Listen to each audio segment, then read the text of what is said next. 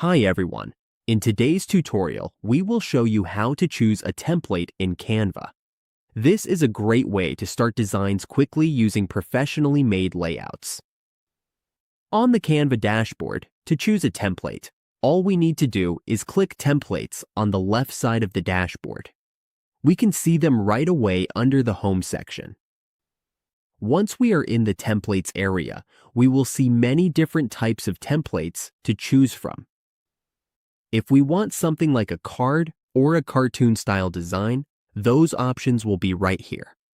As we can see, there are plenty of cartoon design choices available. Once we find a design that works for us, all we need to do is click on it. For example, let's go with this one, which is free. From here, we can open the template and start editing it in Canva. We can change the text, add photos, elements, and images to make it our own.